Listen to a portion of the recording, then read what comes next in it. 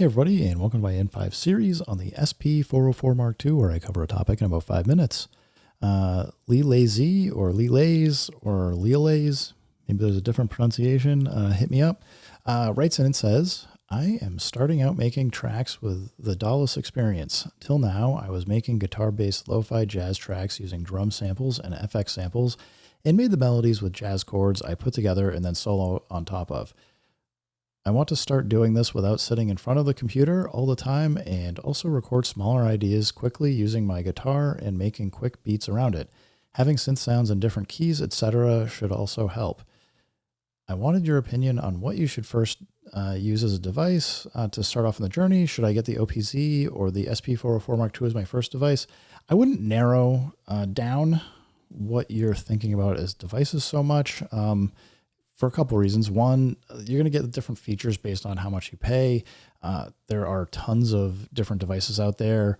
And I mean, I understand you've got the computer, you're trying to move away from it, but I mean, there's tons of apps and things you can get on your phone as well. But that said, I mean, I'll say, I think the SP404 mk2 is absolutely a nice and solid device. It's got a lot of weird key combinations that I'm not like a super fan of, but it's got a lot of functionality. And I would say that the SP404 mk2 fits into just about any studio. It's a really good utility device, and the USB-C connection on the back, the guitar on the front, the line in, you can use it as an FX loop, you can use it as a sampler, you can use it as a sequencer. So if you don't have any of those things, or you just want to have a single device that you can do a lot of different things in, even if it's not super complicated, the SP404 mk2, super great.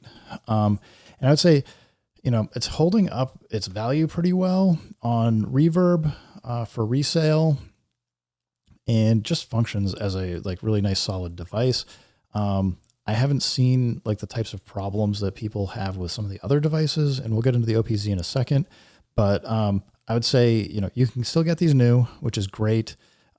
Should be easy to get spare parts or get it fixed if you needed to. And yeah, if you get one used, to flip it or sell it on Reverb, if you don't like it, you might like take a 10 or 20% hit, but you can recover the funds that you put into it.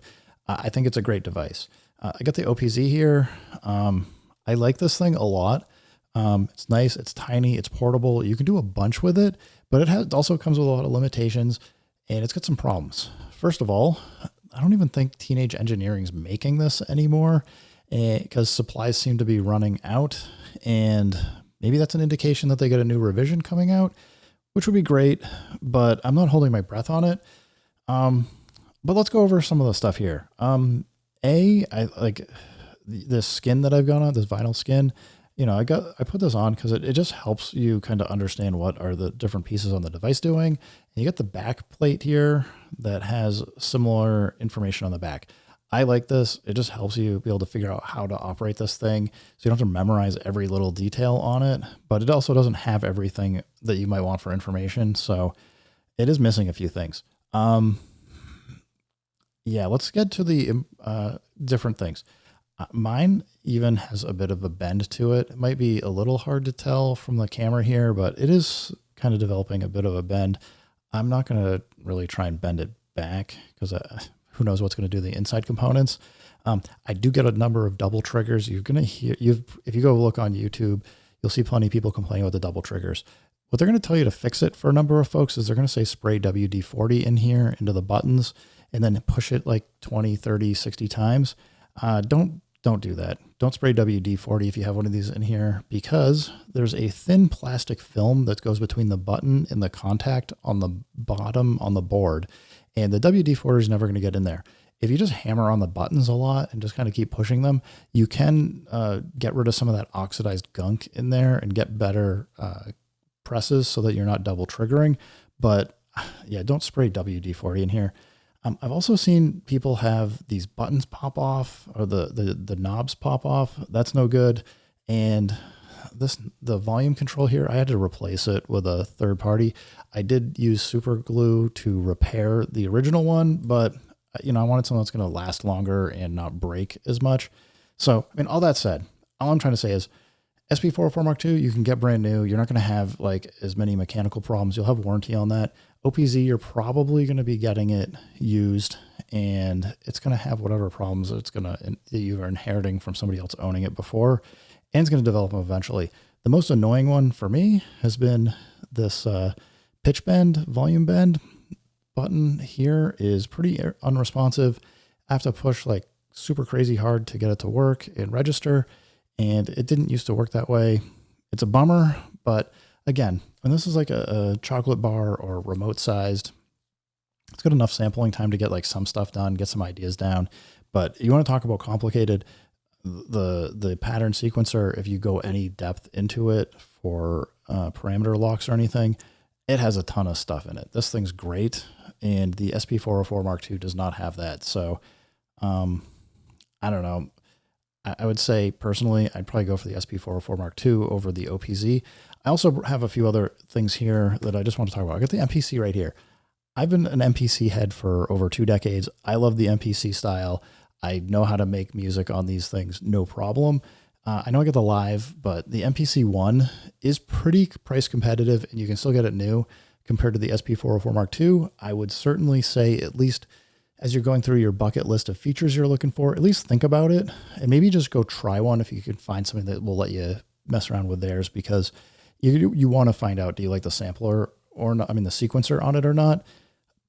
I'd say sampling is pretty comparable between the SP404 Mark II and the Akai MPC, but you can do so much more with the MPC. On the flip side, it's probably going to feel like you're at your DAW. And if you're trying to get away from that, you might not want the MPC. It depends though. What else? I mean, this isn't probably what you're looking for because it's going to be hard. You only get 40 seconds of sample time, but the PO33 from Teenage Engineering, it's pretty good. For just a really basic sampler, you can create a bunch of different beats on it. Yeah, you're probably going to be more drum focused on this, and not be able to record things afterwards. But you know, this thing, battery powered, you can throw it in your backpack, noodle around all day, and come up with a ton of really cool, interesting stuff. I also have the OP1 Field.